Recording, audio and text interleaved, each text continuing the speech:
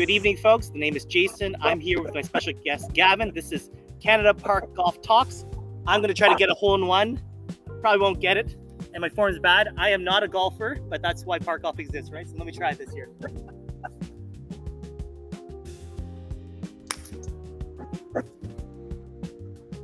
I really pushed a bit of weight on that tee. That tee went as far as the ball, so I'll say probably 15 yards from the hole. Not too bad, but thank you so much. All right, guys, thank you so much. My special guest here today, I am so honored to talk to Gavin. He is the very first owner and operator of a park golf course in Canada. I would love for you to talk about yourself, Gavin, with the audience, but also talk to us about how did you open this course? You're the very first one. Very interesting. Hi. Tell your story. Hi. Good to meet you, Jason, and thanks for doing this, and I'm happy to be here. It was about 4 years ago in September, fall of 2022. I was just sitting one Sunday morning scrolling reels on Facebook, and I went down a rabbit hole just having my coffee, and I seen this freelance. She's Iona Stevens. She's a golfer, a pro golfer, and she travels around the world promoting golf and all things golf. And she was interviewing this Japanese gentleman in Japan about this new type of golf, and I found it interesting, and I watched it several times. It's about a 10-minute reel or 5-minute reel or something like that, and I watched it a bunch of times, and I thought it looks really interesting. Started doing some research, and I discovered that there's a lot of these courses in Japan, thousands of them, with a lot of people in Japan playing them every day, and it's just taken off over there. And only developed in 1983, so it's relatively a short amount of time. So I looked and I said, is there any, I just Googled park golf, and there was two courses that come up in the United States and none in Canada. And I couldn't believe that, I thought. So I looked at, the first one I looked at was the very first park golf course in America, was Destroyer Park Golf. I looked at a beautiful course, really, really nice, really, really well done. And I did a little research. It was Dick Meyer, the Destroyer, had been over in Japan wrestling. He was a pro wrestler, and they loved him over there. He was a bit of a hero among the Japanese, and so he found the game there and loved it, and brought it back to his home in Akron, New York, and built the very first park golf course. Amazing. So the other one I looked at was Hobie Shaw's got a beautiful course in Hocking Hills in Ohio. Right. And it was kind of Hobie's that kind of got me. He had a parcel of land attached to his campgrounds, an old hayfield that he wasn't using. And he had seen the course at Destroyer and loved it, and come back and built one. And I thought, well, I've got a 5-acre field attached to my house and I'm not doing anything with. Why can't I do it? And I had time, and I already had a tractor, already had a mower, and I had the acreage. I'm an hour out of the city, and Nova Scotia has a population of less than 1 million people. But I'm within an hour of about 3/4 of the population of the province. Really? I didn't know that. Amazing. Yeah, and I'm only 5 kilometers off the major highway that travels the province. So you can be from downtown Halifax. You can be here in less than an hour. And Truro, one of the other big towns in the province, is only half an hour away, and it's growing fast. This corridor that I live in here is growing, but I'm kind of 5 kilometers off of that. It's a beautiful spot here by the river. And this 5 acres wasn't doing anything, and so 4 hours have elapsed from me not knowing anything about park golf to now jumped on my tractor, and at 2:00 I had 9 holes mowed in. You must drive your tractor pretty fast, Gavin, to 9 holes. No, it was just at 9 holes. My whole course is only 900 yards if you add up all my fairways. So at that time, and I'm only mowing. At that time, I mowed 9 holes, so it was roughly 400 to 500 yards I mowed out. Okay. And I mowed them at 45 feet wide, so 15 yards. Pretty good. Mower does. Yeah. Yeah, and the mower does 5 feet at the time, so it really. So by 2:00, I had 9 holes loaded. I came back in the house and I sat and I looked at it for the longest time, and I no real plan. And when I didn't sit down on paper and I just, that looks like a hole, that looks like a hole. And I kind of had looked at the stories and what Hobie had done there, and I seen it, I had a rough idea what to do. And I said, that looks like a hole, and that looks like, I got something here. And it just kept going through my head. I just took some old drain pipe, 8-inch drain pipe, because I knew the holes were 8 inches. And I dug holes, put the holes in, anything I could find for flags. I mean, we had broomsticks with orange flagging tape tied to them. You're not going to miss those. Right? And got some buddies together, and we tried it, and they loved it. They thought this is, and then you know what? I opened up in the spring of 2023. So I want to say thank you so much. This is great. I was just curious to know, why do you think park golf is so appealing? Oh, that was the thing that really grabbed me. Just everything I've seen about this game appealed. Yeah. The market that we're in right now, the way the economy is, everything is so expensive. It's just everything you turn around and you go to do. And park golf is, I love the Japanese, I don't know what you call it, the mantra or whatever, their philosophy on things, the friendliness, the camaraderie, the get out, the encouraging other people. And that's what park golf was all about. And I love that. And I thought, here is something that a family of 4 can come out. And I based my prices on what Hobie had done in Ohio. So my course right now, a family of 4 can come out with that HST included. And if the kids are 12 or under, they can do 18 holes for $40. And really? Wow. They just keep using, and I'm doing okay at that. That's and I find that's HST included. They come out and plunk it down, and and the way I had a father come out this summer and with 4 boys at a birthday party. His son had 3 buddies there, and they were all 9 and 10 years old. And the father said to me, "What do I owe you?" I said, $20. And he said, 20. I said, "You serious?" And I said, "I'm 100% serious, man." I said, "That's $20." He said, "How do you make a living doing that?" And he said, "Well, the boys aren't going to be 12 and under forever." Right? I'm introducing them to this game, and this is all part of growing it, and try to keep costs as low as possible for everybody, and yet me still make a bit of a it's a side income for me for now. Of course. I was going to say that you mentioned the Japanese philosophy. Park golf is played in many countries in the world, but how it started, what I understand, is it actually started in actual parks in Asia where they were almost free, right? And people were wearing it, so it's very accessible, right? So keeping your prices low, Gavin, is definitely true to that, because some of the things I like about the game is accessibility. If you don't have a lot of income and you don't want to spend so much time on a golf course, you can head over to your course and play, right? So exactly, and that's what I'm hearing. I'm getting my feedback from all my players, and they're saying they come out and 2 people can go around 18 holes in an hour pretty comfortably, just playing along. And 1 hour? Yeah, 1 hour. Oh, that's amazing.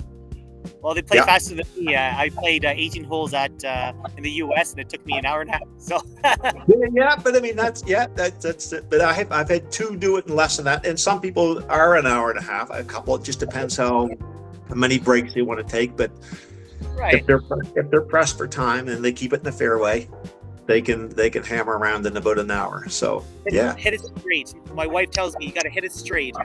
Straight. Yeah, and I sometimes that's probably why we argue sometimes, because I do not. Yeah. What I find is what I tell people. This is a great equalizer. I all the time I get husbands and their wives come out, and the husband's a golfer, and he's out golfing, and he goes to the local course, and he's out there for 5 hours, and if she goes along with him, and he's shooting in the 80s or 90s. And she goes along with them, and she's shooting 130, 140. How much fun is that for anybody? None. That's not fun at all. But they come to Ryan's Creek Park Golf, and they go out, and all of a sudden, off the tee on the first hole, he's out of bounds. You might have drove it 70 yards. It's a 90-yard par 5. He's at a bound. He's taking that 2-stroke penalty right off the get. And she's put hers 30 or 40 yards down the center of the fairway, and she's walking up, and she's hitting 2, and he's hitting 4. Oh, you know?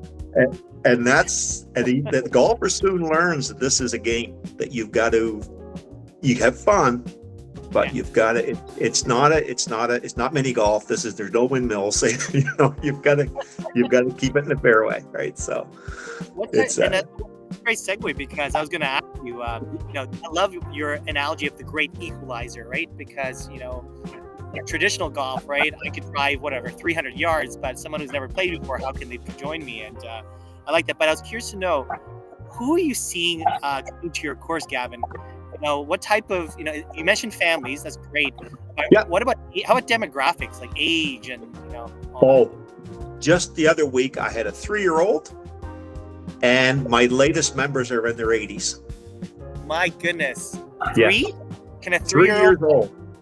And and I've got some children's clubs at Gary Sound, but just little wooden clubs. They're shorter, stuff like that. He wasn't having it. He wanted the big adult size club, and he get out there. And I had given him I keep some street hockey balls here because they're lighter than the park golf balls. Right. A little bit more fun for the kids, or so I thought, but not for this guy. He said, next time I'm coming, he said, I want the big ball. I want the hard ball. He said, so, but.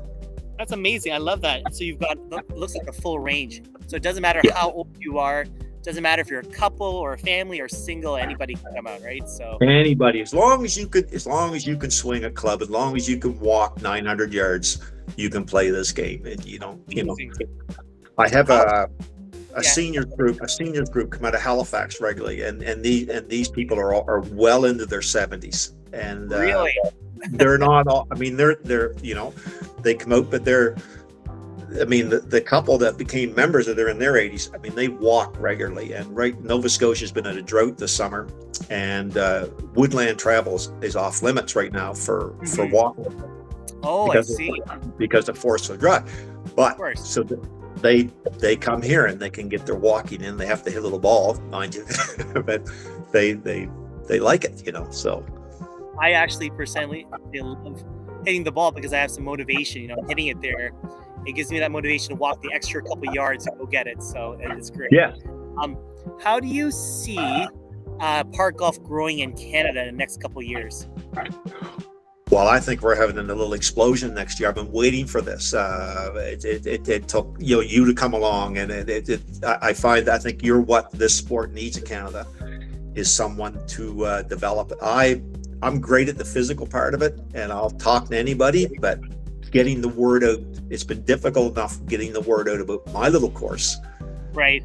I opened in the worst summer for rain that Nova Scotia has seen in something like 40 years.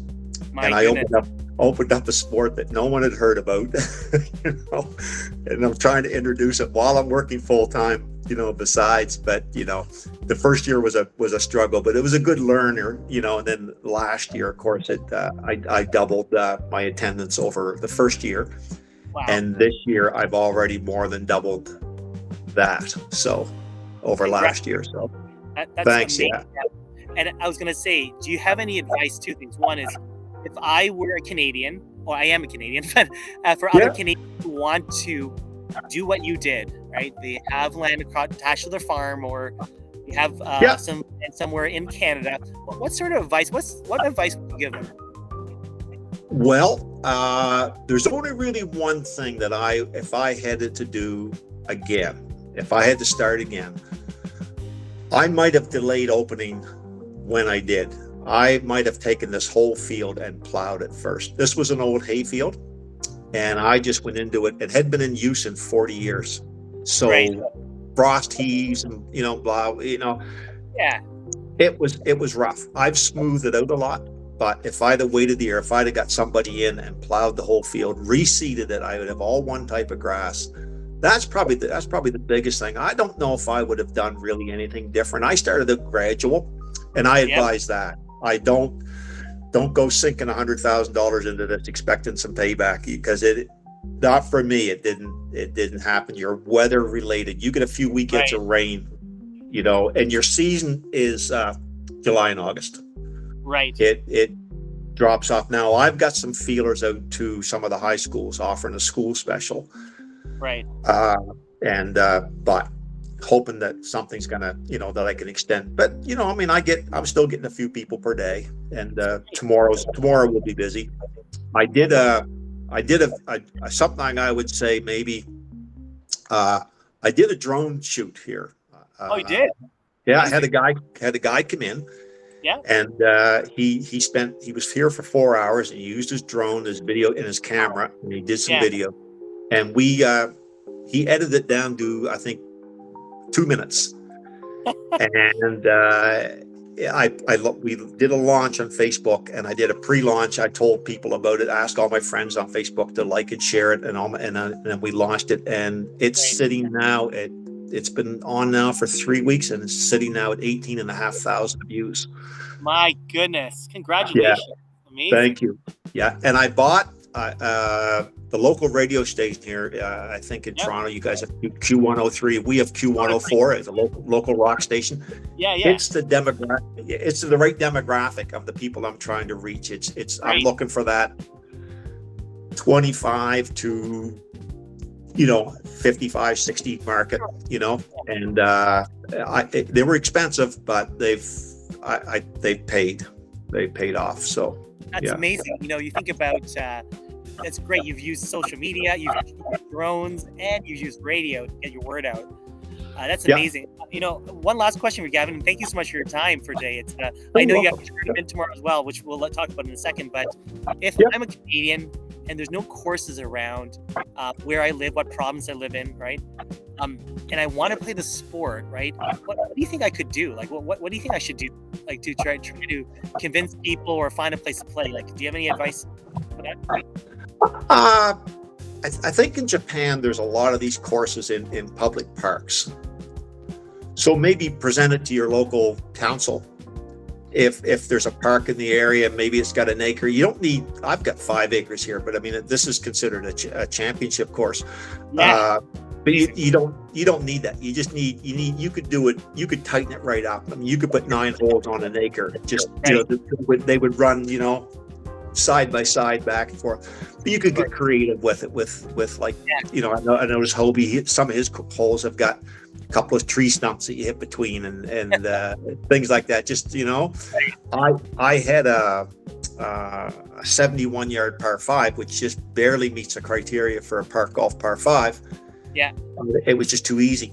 But it's my 18th hole, kind of my signature hole. Well, I don't know. It's number 1 and number 18 have got their own different. Number 1's got a beautiful view of the river when you tee off, and number 18 has got a sand trap now in front of the green. Wow. And a pond in behind the green, and the pond's in play. It's mowed right through the water. You know, that's so if your ball doesn't land perfectly, it's either in the sand or it's in the water. So but it's a par 5, and you gotta throw some challenge in there. You can't make it. Yeah. That's exciting. No, that's exciting. Maybe we'll just finish off today. We can tell people about the tournament you run, and do I understand it's an annual tournament you run, Gavin? Yes, I started it last year. The first year it was such a wet summer, and it was so hard getting the thing out. So last year I decided to hold an open championship, and a couple local businesses chucked up some, you know, just some prizes. I gave away a membership, and I bought a trophy. And this year I'll show you one of them. I had these made. That's amazing. Yeah, just a little. Yeah, just a little sign, you know. And the guy that designed this and made it has made all my tee signs this year. So that's what I did this year. Like, so I started out with just fence posts, just that you would buy at any farm store. A piece of plywood, someone hand lettered, you know, you know, first hole par 5, 75 yards or whatever. Yeah. And this year I went, this guy, he designed nice round signs for me, and I sought out sponsors. There's something for some new course owners. Look for sponsors, you know, and help. That was a big bonus. I now have 17 of my 18 holes are sponsored, and 1 is agreed to, but just hasn't replied. So. Wow. And so I'm assuming all your holes will be sponsored by tomorrow. So I'm hopefully. hoping, yes. Yeah. Gavin, thank you very much. It's been such a pleasure. I don't want to keep Gavin's taken everyone who's listening, has taken his time of the day just before his preparation for his tournament. I want to thank you for that. Gavin, we at Canada Park Golf are trying to promote the spirit of what you've done, of course, the origin of the sports in Asia, and really push us across Canada. Today, which is September 12th, 2025, we've got Gavin, but we've got provinces from Maritimes, of course, Ontario, Manitoba, Saskatchewan, Alberta, and BC, where people want to play park golf and are trying to open courses. So thank you for your inspiration, Gavin. We definitely will talk to you again, and good luck with the tournament. Thank you. Thanks, Jason. Pleasure speaking with you. Pleasure as well. Thank you so much. Welcome. Bye-bye. Oh, wow. I got it.